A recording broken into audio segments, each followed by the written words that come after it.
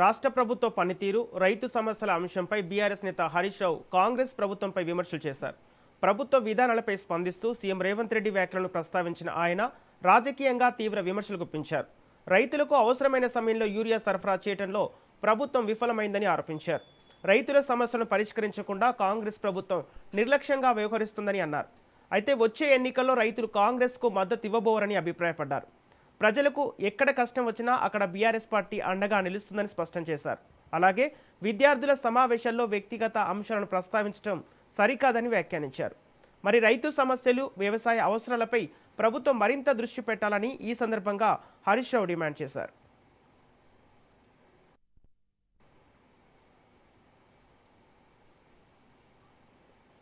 ఇక ఇదే అంశానికి సంబంధించి పూర్తి డీటెయిల్స్ మా ప్రతినిధి సైదులు లైవ్ ద్వారా అందిస్తారు. సైదులు, చెప్పండి. ఇప్పటికే అధికార కాంగ్రెస్ పార్టీ రైతులను గాలికి వదిలేసినట్టు తెలుస్తుంది. అయితే ప్రతిపక్ష బీఆర్ఎస్ పార్టీ రైతు సమస్యలు ప్రధాన ఎజెండాగా తీసుకున్నట్టు తెలుస్తుంది. అయితే ఎలాంటి అంశాలపై విమర్శలు చేసే అవకాశం ఉంది?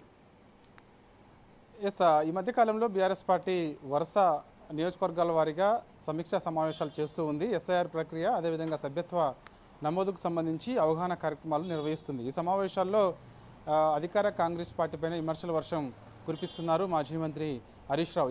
ఈరోజు కొద్దిసేపటి క్రితమే మనం చూసాం. హుస్నాబాద్ నియోజకవర్గ పర్యటనలో భాగంగా ముఖ్యమంత్రి రేవంత్ రెడ్డి పైన ఘాటైన విమర్శలు చేశారు మాజీ మంత్రి, deputy floor leader Harish Rao. So Congress party అధికారంలోకి వచ్చిన తర్వాత రైతులు పడుతున్నటువంటి ఇబ్బందులు ముఖ్యంగా ఎక్కువైపోయాయని చెప్పేసి, యూరియా కొరత చాలా ఎక్కువగా కనిపిస్తుంది.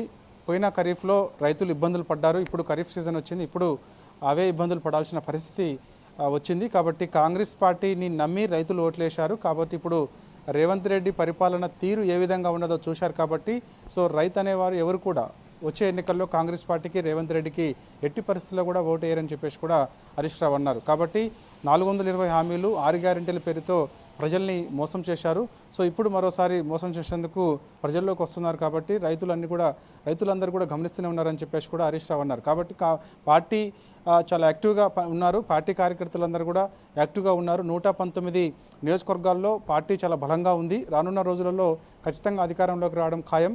మరోసారి కేసీఆర్ ముఖ్యమంత్రి కావడం ఖాయం అని చెప్పేసి కూడా హరీష్ రావు అన్నారు. హుస్నాబాద్ నియోజకవర్గం అంటే కేసీఆర్కి ఎంతో ఇష్టం. లక్ష్మీ నియోజకవర్గంగా భావిస్తారు. హుస్నాబాద్ నియోజకవర్గం నుంచే ఎన్నికల ప్రచారం నిర్వహిస్తారు. కాబట్టి హుస్నాబాద్ నియోజకవర్గంలో ఖచ్చితంగా ఈసారి గులాబీ జెండా ఎగరడం ఖాయం అని చెప్పేసి కూడా అన్నారు. గౌరెల్లి ప్రాజెక్టు ఆనాడు కాంగ్రెస్ పార్టీ అడ్డుకుంది. బీఆర్ఎస్ పార్టీ అధికారంలోకి వచ్చిన తర్వాత గౌరెల్లి ప్రాజెక్టుని ఇవాళ పూర్తి చేశామని చెప్పేసి కూడా మాజీ మంత్రి హరీష్ రావు అన్నారు. కాబట్టి సో ఎక్కడ చూసినా కూడా రైతుల పరిస్థితి చాలా దారుణంగా ఉంది. ఆనాడు బీఆర్ఎస్ పార్టీ అధికారంలో ఉంటే 92 లక్షల మెట్రిక్ టన్నుల వడ్లు కొనుగోలు చేశాము. ఇవాళ 72 లక్షల మెట్రిక్ టన్నుల వడ్లు కొనుగోలు చేసి ఏదో గొప్పలు చెప్పుకునే ప్రయత్నం కాంగ్రెస్ ప్రభుత్వం చేస్తూ ఉంది. కానీ అంతకు మించి మేము కొనుగోలు చేశాము, కాకపోతే అది రైతులకు చెప్పుకోలేకపోయామని చెప్పేసి కూడా హరీష్ రావు అన్నారు. కాబట్టి ప్రజలన్నీ గమనిస్తూనే ఉన్నారు. కాబట్టి రానున్న రోజులలో బీఆర్ఎస్ పార్టీని అత్యధిక స్థానాల్లో గెలిపించడం ఖాయమని చెప్పేసి కూడా అన్నారు. కాబట్టి సో ప్రస్తుత పరిస్థితి చూస్తే 119 నియోజకవర్గాల్లో కాంగ్రెస్ పార్టీకి ఎక్కడ కూడా పెద్దగా బలం లేదు. మొత్తం కూడా కేడర్ అంతా కూడా గందరగోళమైనటువంటి పరిస్థితి నెలకొంది. బీఆర్ఎస్ పార్టీకి చాలా ఎక్కువగా ప్రతి నియోజకవర్గంలో కూడా కేడర్ జోష్లో ఉన్నారు. అదేవిధంగా బలం ఉంది. కాబట్టి సో రానున్న రోజులలో ఎన్నిక ఏదొచ్చినా సరే ఖచ్చితంగా గెలిపే లక్ష్యంగా ముందుకెళ్లాలని చెప్పేసి కూడా కార్యకర్తల్లో మాజీ మంత్రి హరీష్ రావు జోష్ నింపారు.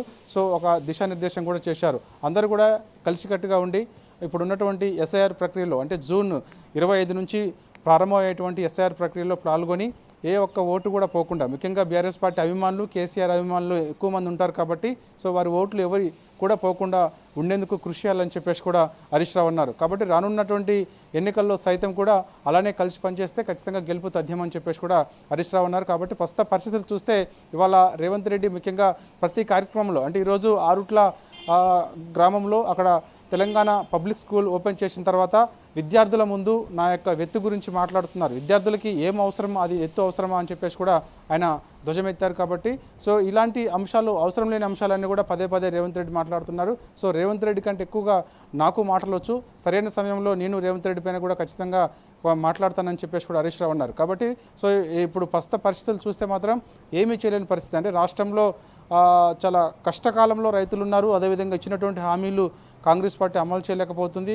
సో రాష్ట్రంలో పరిస్థితి చాలా గందరగోళమైనటువంటి పరిస్థితి నెలకొంది. సో కాబట్టి ఇవన్నీ కూడా ప్రజలు గమనిస్తున్నారు. కాబట్టి రానున్న రోజులలో బీఆర్ఎస్ పార్టీని గెలిపించేందుకు మరోసారి కేసీఆర్ని ముఖ్యమంత్రిని చేసేందుకు, అంటే ఎక్కడ చూసినా కూడా కాంగ్రెస్ పోవాలి, కేసీఆర్ మరోసారి ముఖ్యమంత్రి కావాలన్న విధంగా అందరూ కూడా ఉండున్నారు, ముక్తకంఠంతో మాట్లాడుతున్నారు. కాబట్టి రానున్న రోజులలో బీఆర్ఎస్ పార్టీ గెలుపు ఖాయమని చెప్పేసి కూడా హరీష్ రావు అన్నారు. ఇప్పుడు రైతులకు ఎరువులు సక్రమంగా అందించాలనే ఉద్దేశంతోనే రాష్ట్ర ప్రభుత్వం ఫర్టిలైజర్ యాప్ తీసుకొచ్చింది. మరి అయితే ఈ యాప్పై ఎందుకు పలు సమస్యలు ఉత్పన్నమవుతున్నాయి? ఎస్, అసలు యూరియాకి సంబంధించి యాపే అవసరం లేదని చెప్పేసి కూడా మాజీ మంత్రి హరీష్ రావు అన్నారు. ఎందుకంటే యూరియా గతంలో ఒక ఫోన్ చేస్తే ఆటో వ్యక్తి నేరుగా ఇంటి ముందు 4-5 యూరియా బస్తాలు వేసేవారు.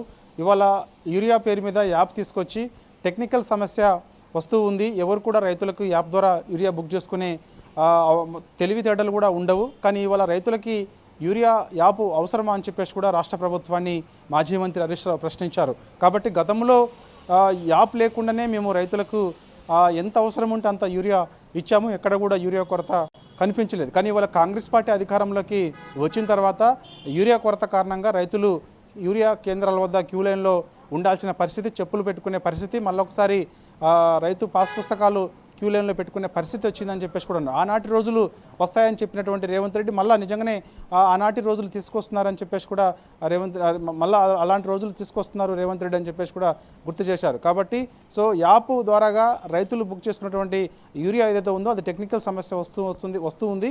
కాబట్టి యూరియా దొరక్క రైతులు ఇబ్బందులు పడుతున్నారని చెప్పేసి కూడా మాజీ మంత్రి హరీష్ రావు ఉన్నారు. కాంగ్రెస్ పార్టీ అధికారంలోకి వచ్చిన తర్వాత ఇలాంటి యాప్స్ ఏవి ఉండవు, నేరుగా గతంలో రైతులకు ఏ విధంగా అయితే యూరియా ఇచ్చామో మళ్ళీ తిరిగి అలానే ఇస్తామని చెప్పేసి కూడా మాజీ మంత్రి హరీష్ రావు అన్నారు. ఓకే, ఇప్పుడు ప్రభుత్వ వైఫల్యాలపై బీఆర్ఎస్ ప్రభుత్వం ఎలాంటి అడుగులు వేయబోతుంది? అంటే ప్రజలను ఏ విధంగా ఆకర్షించే విధంగా అడుగులు వేయబోతుంది? ప్రభుత్వ వైఫల్యం అవలంబిస్తున్నటువంటి తీరుకు సంబంధించి నియోజకవర్గాల వారీగా సమావేశాలు నిర్వహిస్తుంది. సో దానికి సంబంధించి ఆల్రెడీ ముఖ్యంగా బీఆర్ఎస్ పార్టీ శ్రేణులకు అదే చెప్తూ వస్తుంది. కాంగ్రెస్ పార్టీ అవలంబిస్తున్న తీరు ఏదైతే ఉందో అది ప్రజల మధ్యనే ఖచ్చితంగా ప్రజల మధ్యనే ఆ సమస్యని పరిష్కరించే దిశగా ప్రభుత్వం పైన ఒత్తిడి తీసుకురావాలని చెప్పేసి కూడా కార్యకర్తల్లో జోష్ నింపుతుంది. ఎప్పటికప్పుడు ఎండగట్టాలని కూడా ఆ కార్యకర్తలకు ఒక దిశానిర్దేశం చేస్తుంది. అంటే కాంగ్రెస్ పార్టీ అవలంబిస్తున్నటువంటి తీరు ఏదైతే ఉందో ఆ తీరుకి సంబంధించి ప్రజాక్షేత్రంలో ఎప్పటికప్పుడు ఎండగడితేనే అప్పుడు కాంగ్రెస్ పార్టీకి సంబంధించి అవలంబిస్తున్నటువంటి తీరు ప్రజలకు తెలుస్తుంది. మరొకసారి కాంగ్రెస్ పార్టీ కోటేయాలంటేనే భయపడే పరిస్థితి వస్తుంది. ఖచ్చితంగా రేవంత్ రెడ్డి కాంగ్రెస్ పార్టీని మరో 50 ఏళ్ల పాటు వెనక్కి నెట్టేలా కూడా ఆయన అవలంబిస్తున్నటువంటి తీరు ఉందనే విషయాన్ని ప్రజలకు చెప్పాలని చెప్పేసి కూడా మాజీ మంత్రి హరీష్ రావు అన్నారు. Okay, thank you Saidulu.